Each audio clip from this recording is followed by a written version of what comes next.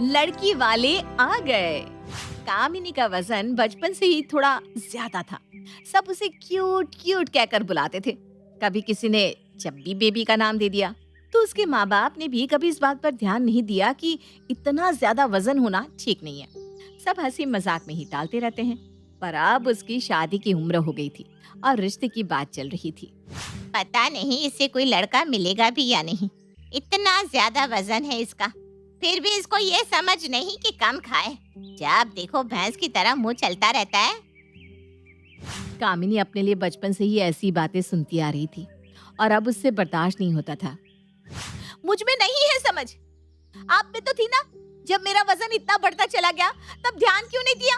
इसमें मेरी क्या गलती है? बस जब देखो बहस करवा लो। ये नहीं कि जाकर कुछ एक्सरसाइज कर ले, थोड़ा सा तो फर्क पड़ेगा। पर कामिनी कुछ नहीं सुनती। वो अपने नमकीन की प्लेट उठाती है और कमरा बंद करके टीवी देखने लगती है। उनके घर का माहौल अक्सर कामिनी की शादी की बात पर आकर अटक जाता था और वो बात बढ़ते बढ़ते उसके मोटापे पर आकर ही रुकती थी। अरे ये सब रोज रोज का नाटक बंद करो। कल शाम को एक परिवार आ रहा है इसे देखने। बोल देना इसे थोड़ा कम ही खा ले। जैसे एक दिन से कुछ फर्क पड़ जाएगा। अरे भाई तुम माँ बेटी ना, मुझे माफ करो। कल जब वो लोग आए तो थोड़ा ढंग से पेश आना। कामिनी भी बेमन से लड़के से मिलने के लिए तैयार हो जाती है। अगले दिन उनके यहाँ एक परिवार आता है। आओ आओ बेटा, आप सभी बैठिए। लड़का और उसके माँ बाप भी मोटे होते हैं। थोड़ी देर में सुमन कामिनी को लेकर आती है। उसे देखते ही लड़के वालों का मुंह बन जाता है। बहन जी, हमारे यहाँ तो कार देने का रिवाज है। जितने भी लड़कों की शादियाँ हुई है सबकी यहाँ से कार आई है।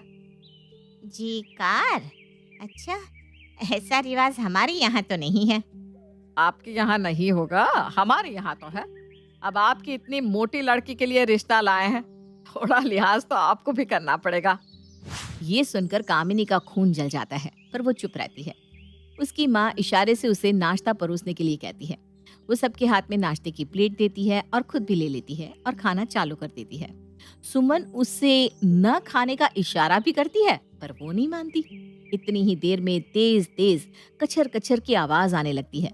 सब कामिनी की तरफ देख रहे होते हैं। वो बिना किसी की परवाह किए नाश्ता ठूसने में लगी हुई थी। बहन जी, ये पहले ही इतनी मोटी है, आप इसे खाने से मना नहीं करते? वो तो हम है जो इसे देखने भी आ गए, वरना तो कोई आता भी नहीं। अरे नहीं नहीं बहन जी, वो ना सुबह से काम कर करके थक गई है, कुछ खा नहीं पाई ना, भूख लग रही होगी। अब आप भी थोड़ा सोचिए। एक तो हम आपकी इतनी मोटी लड़की से शादी के लिए खुद को मना रहे हैं, आप कार तो दे ही सकती हैं। रिश्ते तो बहुत आए हैं हमारे बेटे के लिए, अभी एक दो जगह और भी जाना है। बस आप थोड़ी शर्तें मान जाए तो हम आगे सोचें। कामिनी जो अपने खाने में मस्त थी, खाते खाते एकदम से रुकती है और प्लेट रखकर खड़ी हो जाती है। क्या क्या कहा आपने? क्या मोटी मोटी लगा रखा है तब से? खुद को देखा है? भैंस कहीं की। अपने गेंडे जैसे बेटे को देख पहले, फिर मुझे बोलना। तब से बैठे बैठे सब ठूस रहे हो और मुझे मोटी मोटी बोले जा रहे हो। अरे कामिनी बेटो, ऐसे कैसे बोल रही हो? पापा, आपको मेरा बोलना बुरा लग रहा है। इतनी देर से ये लोग मेरी जो बेइज्जती कर रहे हैं, आप वो नहीं सुन रहे? चलिए आप लोग निकलिए यहाँ से। आए बड़े कार लेने वाले, चलिए चलिए। उनके जाने के बाद कामिनी के माता पिता उस पर बहुत गुस्सा होते हैं। अगर वो थोड़ा चुप रह लेती तो शायद रिश्ता हो जाता। इसका मतलब पापा, बस आपको मुझे घर से धक्का देना है। बात ऐसी नहीं है बेटा, एक उम्र होती है हर चीज की। तुम्हारी शादी की उम्र है, तुम्हें अब शादी कर लेनी चाहिए। तो ठीक है पापा, जिससे होनी होगी तब हो जाएगी। जल्द ही कमलेश कामिनी के लिए एक ठीक ठाक सा लड़का देखता है और उसकी शादी कर देता है। कामिनी भी अब समझौता कर ही लेती है। उसे पता होता है कि उसका मोटापा उसकी एक रुकावट तो है। उसकी ससुराल में पहला दिन। अरे बहू, इतना सारा नाश्ता किसके लिए बना लिया? अपन सब तो 5 ही लोग हैं। मम्मी जी, मुझे ना हैवी खाना अच्छा लगता है। जब तक 5-6 पराठे और उन पर मक्खन लगाकर ना खाऊं ना चाय के साथ, मेरा पेट ही नहीं भरता।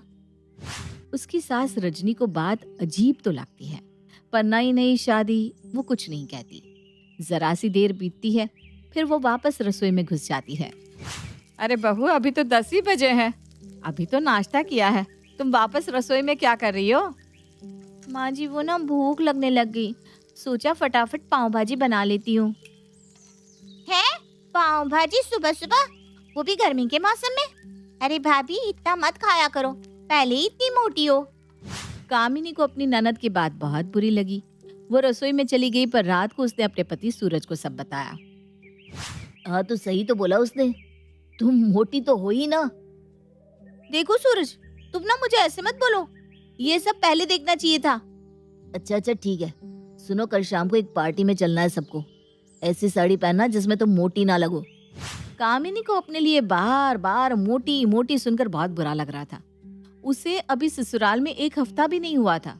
वो बहुत चुप रहती थी। अगले दिन सब पार्टी में जाने के लिए तैयार होते हैं। अरे भाभी कितने मोटे लग रहे हो आप, कोई और साड़ी नहीं है जिसमें आप थोड़ी तो पतली सी लगो? हाँ कामिनी, बहुत ज्यादा मोटी लग रही हो। जब सूरज ने सास और ननद के सामने उसे मोटी कहकर नीचा दिखाया तो कामिनी से बर्दाश्त नहीं हुआ। वो अंदर से टूटती जा रही थी, पर कुछ कह नहीं पा रही थी। उसे पता था कि मायके में भी उसे कोई सपोर्ट नहीं मिलने वाला। एक दिन पड़ोसन के यहाँ से भजन कीर्तन का बुलावा आता है। माँ हम तीनों जाएंगे ना? हाँ, तीनों को ही तो बुलाया है। माँ मुझे ना भाभी के साथ जाने में बहुत शर्म आती है, इतनी मोटी है, सब बहुत अजीब तरीके से देखते हैं।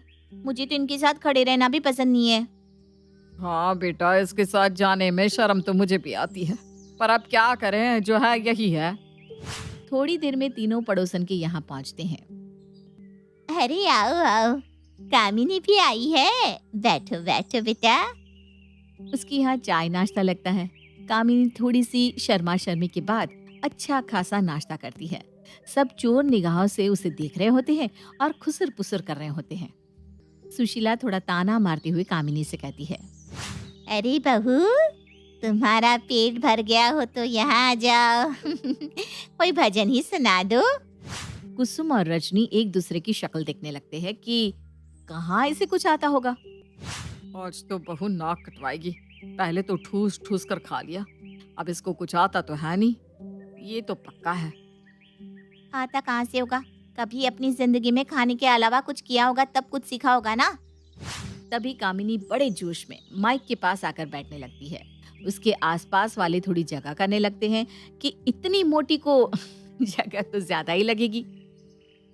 ये जोश में गई तो है, पता नहीं कितने भजन आते होंगे इसे। सब कामिनी की तरफ अजीब तरह से घूर रहे थे। कोई उसके मोटापे को देख रहा था तो कोई उसने कितना खा लिया उसकी बात कर रहा था। तभी ही बहुत सुंदर तरीके से कामिनी भजन गाना चालू करती है। जैसे जैसे वो गाती जाती है वैसे वैसे कमरे में सन्नाटा सा छाने लगता है। वो सच में बहुत सुंदर तरीके से गा रही थी और साथ में ढोलक भी बजा रही थी। ये देखकर रजनी और कुसुम तो एकदम से चौंक जाते हैं। उन्हें यकीन ही नहीं हो रहा था कि कामिनी ये सब कर सकती है। सभी लोग उसके साथ साथ गाना गाने लगते हैं और तालियां बजाने लगते हैं। कामिनी जैसे समा ही बांध देती है। थोड़ी देर में भजन संध्या खत्म होती है और हर इंसान कामिनी की तारीफों के पुल बांधते नहीं थकता। अरे भाई रजनी, क्या हीरा बहू ढूंढ कर लाई हो, मेरे लड़के के लिए भी बता दो कोई। रजनी अपनी बहू के लिए कही गई बातों पर इतनी शर्मिंदा होती है कि वो अगल बगल में झांकने लगती है। थोड़ी देर में सब घर आते हैं। कुसुम और रजनी सूरज को बताते हैं कि किस तरह आज कामिनी ने सबका दिल जीत लिया। देखा माँ, हम हमेशा उसके मोटापे का मजाक बनाने में इतना व्यस्त रहे कि हमने उसकी दूसरी खूबियों को नजरअंदाज कर दिया। उन तीनों को अपनी गलती का एहसास हो चुका था और कामिनी की आंख में खुशी के आंसू थे।